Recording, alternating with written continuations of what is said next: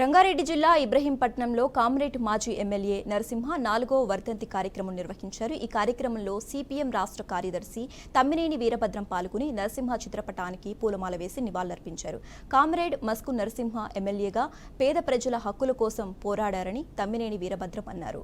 CPM సాధించిన భూ పోరాటంలో ఎంతో మంది నిరుపేదలకు ఇళ్ల స్థలాలను ఇచ్చిన ఘనత ఆయనకు దక్కుతుందని ఆయన కొనియాడారు.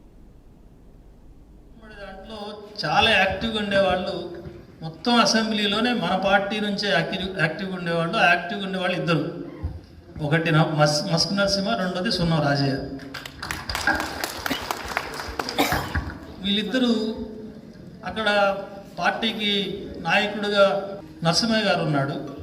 తర్వాత అసెంబ్లీ పార్టీని గైడ్ చేసే కన్వీనర్ బాధ్యతలో నేనున్నాను.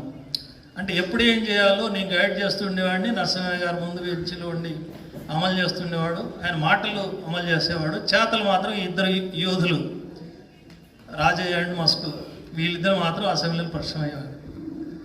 ఒక సందర్భంలో బాగా గుర్తు, వీళ్ళు పదే వెళ్ళలోకి పోతుంటే వాళ్ళు ఎప్పుడు వెళ్ళలోకి పోతున్నారు, ఎప్పుడు వెనక్కి వస్తున్నారు ఇదంతా గమనిస్తున్నాడు కిరణ్ కుమార్ రెడ్డి.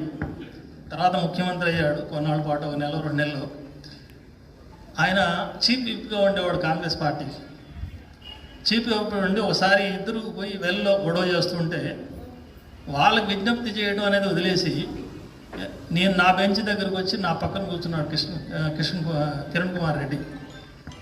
అక్కడ మంచినీళ్ళ సమస్య ఉండని, రోడ్ల సమస్య ఉండని, లేకపోతే ఈ రకమైనటువంటి మురుగు కాలువ సమస్య ఉండని, లైట్ల సమస్య ఉండని, రేషన్ కార్డుల సమస్య ఉండని, ధరణి సమస్య ఉండని, భూముల సమస్య ఉండని, రైతు రుణమాఫీకి సంబంధించినటువంటి సమస్య ఉండని, ఎలాంటి సమస్య ఉన్నా సరే చివరికి ఇప్పుడు వర్షాలు పడుతున్నటువంటి సమస్యలో దోమలు ఎక్కువ మంది ఊర్లో అయినవి అనేటటువంటి విషయం ఉన్నా సరే అలాంటి సమస్యలన్నింటినీ కూడా గ్రామాల్లో ఎర్ర జెండా పట్టుకొని కండవాలు వేసుకొని మొత్తం గ్రామం అంతా కూడా పార్టీ నాయకత్వం అంతా కూడా పర్యటించాలి. బస్తీలు తిరగాల, వార్డులు తిరగాల, ప్రజల్ని కలవాల, ప్రజా సమస్యలు తెలుసుకోవాలా, ఏ సమస్యలు ఉన్నాయో అవన్నీ కూడా చెప్పిన తర్వాత ఆ జనాన్ని తీసుకుపోయి గ్రామ కార్యదర్శికి ఒక మెమరాండం ఇవ్వాలా, ఈ సమస్యలు పరిష్కరించాలని చెప్పి అడగాల.